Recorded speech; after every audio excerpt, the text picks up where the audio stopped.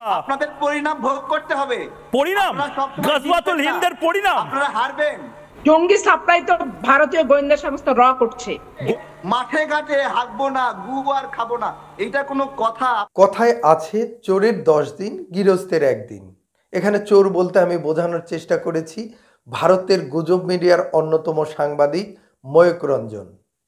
তিনি বাদর নাচ এবং মিথ্যা তথ্যের মাধ্যমে বাংলাদেশিদেরকে নিয়ে অনবরত মিথ্যা প্রোপাগান্ডা ছড়াচ্ছেন তার স্টুডিওতে।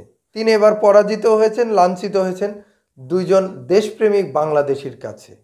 একজন হলেন বিএনপি নেত্রী সৈয়দা আশরাফি পাপিয়া এবং গণ অধিকার পরিষদ নেতা তারেক রহমান। এই দুইজন মানুষের সাক্ষাৎকার নিতে গিয়ে বাদর সাংবাদিক ময়ূক রঞ্জনের লেজে গোবরে অবস্থা হয়ে। চলুন দেখি এই বাদর সাংবাদিক কিভাবে আমাদের বাংলাদেশের দুই দেশপ্রেমিক নাগরিকের কাছে পরাজিত হয়েছে তার অংশ বিশেষ। পাপিয়াদি বা ম্যাডাম আপনার কাছে যেতে চাই। জঙ্গি সাপ্লাই করার একটা চেন জামাত এবং বিএনপির যারা নেতারা তারা তৈরি করছে।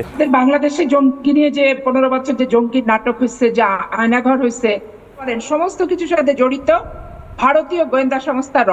আপনারা জঙ্গি সাপ্লাই করছেন কি করছেন না? জঙ্গি সাপ্লাই তো ভারতীয় গোয়েন্দা সংস্থা র করছে। বাংলাদেশটা মৌলবাদী রাষ্ট্রে পরিণত হচ্ছে। ওই দেখুন শাপলা চত্বরে আপনাদের ভারতীয় বাহিনীরা আর আপনাদের রয়ের এজেন্টরা শাপলা চত্বরের কওমি মাদ্রাসার ছাত্র জনতাকে যেভাবে গুলি করে ময়লার ভাগাড়ে থেকে সিটি কর্পোরেশনের ময়লার স্তূপের ভিতরে আজকে আলেম ওলামার লাশ আপনারা দিয়েছেন। ধর্ম নিরপেক্ষতার কথা আপনারা বলেন।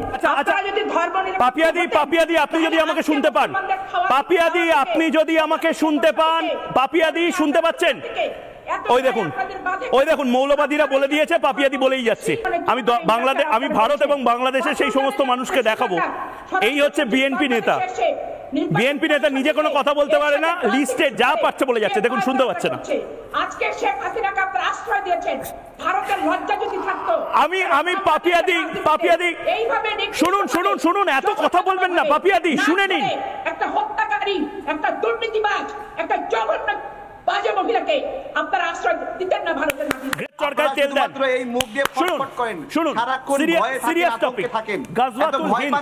গাজওয়াতুল হিন্দ হ্যাঁ কিনা? গাজওয়াতুল হিন্দের যে এই দুঃস্বপ্ন, সেটা গাজওয়াতুল হিন্দ একটা ভবিষ্যৎবাণী।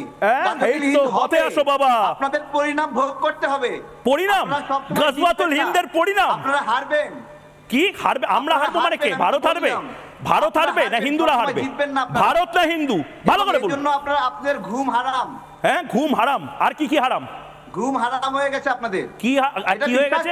শুনুন, আমাদের ঘুম হারাম হয়ে গেলে আমরা ঘুমের ওষুধ খেয়ে ঘুমিয়ে পড়ি। বন্দুক নিয়ে আসে আর জঙ্গি পাঠায়, সন্ত্রাসবাদী পাঠায়, বিশাল বীর পুরুষ। ওই বাবা ভয় পাচ্ছি, বিশাল বীর পুরুষ, বিশাল ভয় পাচ্ছি। হ্যাঁ শেখ হাসিনা মামার বাড়ির আবদার। শেখ হাসিনাকে দেব না, শেখ হাসিনাকে দেব না, শেখ হাসিনাকে ফেরত দেব না, শেখ হাসিনাকে ফেরত। কি করবেন? গোটা বাংলাদেশের টিআরপি জিডিপি সব পড়ে যায়, মোদিতে আসছেন। আগে বলুন শেখ হাসিনাকে দেব না, কি করবেন? জিডিপি আপনাদের আয় কত? মাথা পিছু আয় কত? আমার বাসায় টয়লেট আছে 3টা। কি 3টা? অফিসে একটা টয়লেট নাই। আপনি দেখান আপনাদের ডেভেলপমেন্টের ইন্ডেক্স হচ্ছে টয়লেট।